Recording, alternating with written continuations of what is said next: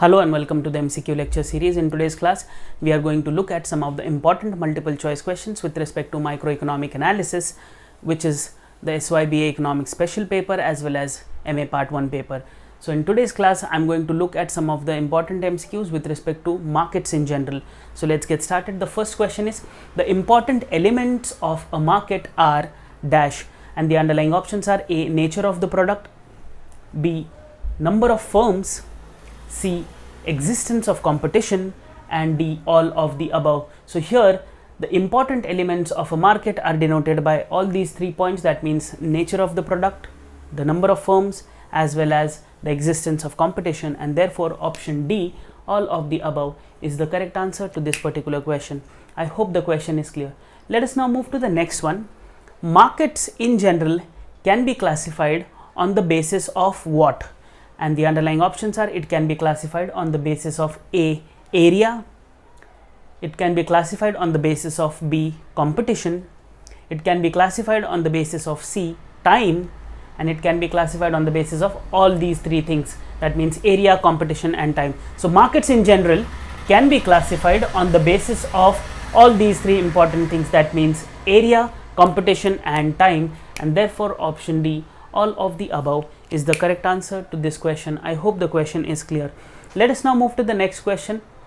The popular or the most popular basis on which market can be classified or market structures can be classified rests upon what? Rests upon A, the number of firms producing a product, B, nature of the product being produced by the firm, C, both A and B, that means the number of firms as well as the nature of the product, and D, none of the above. So the popular basis of classifying market structure rests upon not only the number of firms producing a product, but also the nature of product produced by the firm. That means option C, both A and B, is true with respect to this question. I hope the question is clear. Let us now move to the next one. On the basis of competition, here I am explicitly asking about on the basis of competition. We have seen markets can be classified on the basis of area, competition, and time. Here I am looking at it from the competition perspective. So on the basis of competition, markets are classified as what? Let us look at the underlying options. A, pure or perfect competition, B, imperfect competition, C, A and B, that means perfect as well as imperfect, and D, neither A nor B, that means none of these. Okay, so here when we look at competition and when we look at the classification of markets on the basis of competition on a comprehensive scale, we see 2 extreme ends. That means on one end we have the perfect or pure competition, and on the other end we have something called as imperfect competition. So here option C, both A and B, is true with respect to this question. I hope the question is clear. Let us now move to the next one. Imperfect competition consists of what? Here I am explicitly asking about imperfect competition, whether it consists of A, monopolistic competition, B, duopoly, C, pure oligopoly, or D, all of the above. So here imperfect competition consists of all these 3 important market structures. That means monopolistic, duopoly, as well as pure oligopoly. I will be discussing about all these 3 important markets in this lecture itself in the upcoming MCQs, so don't worry about that. So here all of the above is the correct answer to this question. I hope the question is clear. Let us now move to the 6th question. 6th question is, dash market is the one which consists of large number of firms which sell homogeneous products and have no control over prices. 3 important things we have to understand here. We are looking at a market which consists of large number of firms. Okay, large number of firms. It is selling homogeneous products and has no control over prices. Which type of market is this? Whether it is A, perfect competition, whether it is B, monopoly, whether it is C, oligopoly, or D, duopoly. So here we are looking at perfectly competitive market which has large number of firms selling homogeneous products and they do not have any control over the prices, and hence option A, perfect competition, is the correct answer to this particular question. Very important question with respect to perfect competition. Let us now move to the next one. We have to identify the market in the next question. It says identify the market with a large number of firms. Okay, again with a large number of firms selling differentiated products.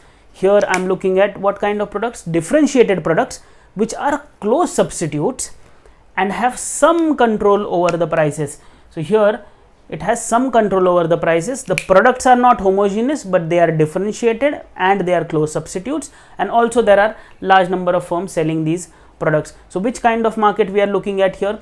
A, monopoly, B, monopolistic competition, C, oligopoly, or D, none of the above. So here I am specifically looking at monopolistic competition. So monopolistic competition is a market with large number of firms selling differentiated products which are close substitutes and have some sort of control over the prices, and therefore option B, monopolistic competition, is the correct answer to this particular question. I hope the question is clear.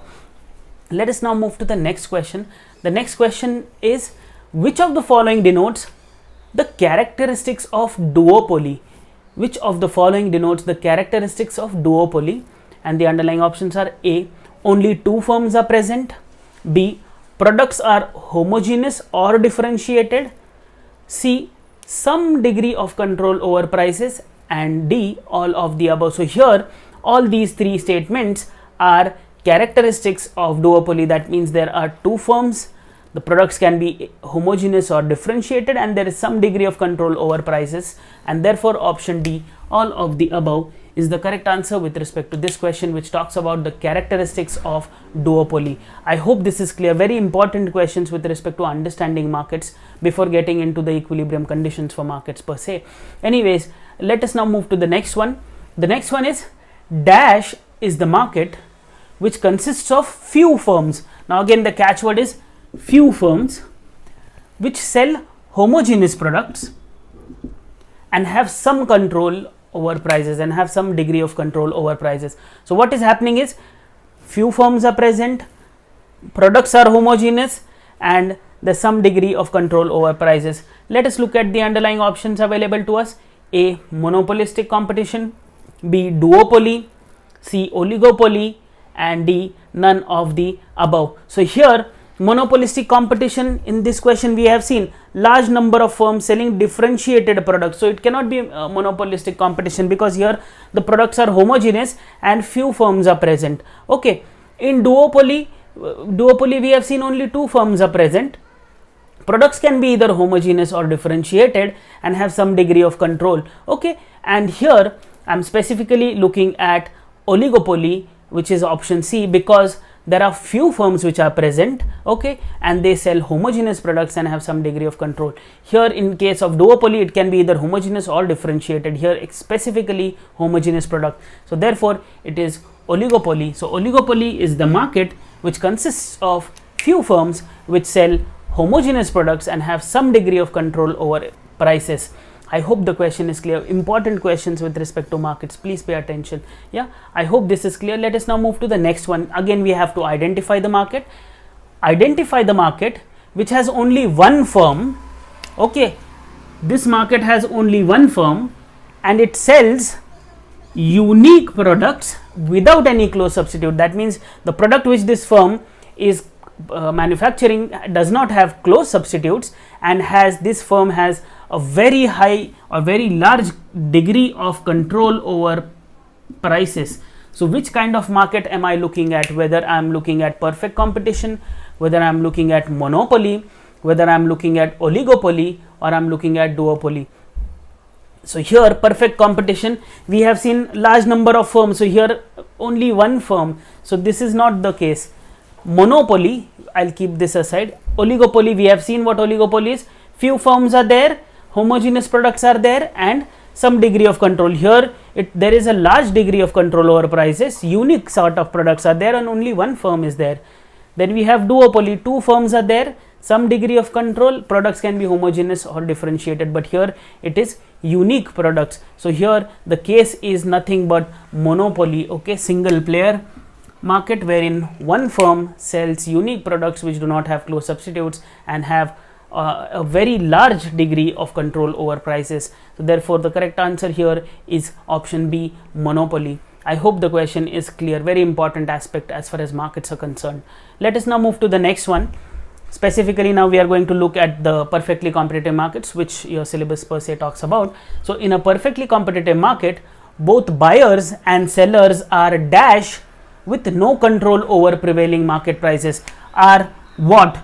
Both buyers and sellers are what? With no control over prevailing prices or market prices, whether they are A, price makers, B, price takers, whether buyers and sellers are unfit, or D, none of the above. So here, when I do not have any control over the prices prevailing in the market, I am a price taker. Whatever the prices are determined by market, I am going to take such prices, and therefore I cannot influence the market prices. Therefore, I am a price taker and not a price maker. So in a perfectly competitive market, both buyers and sellers are price takers with no control over the prevailing market prices. I hope this is clear.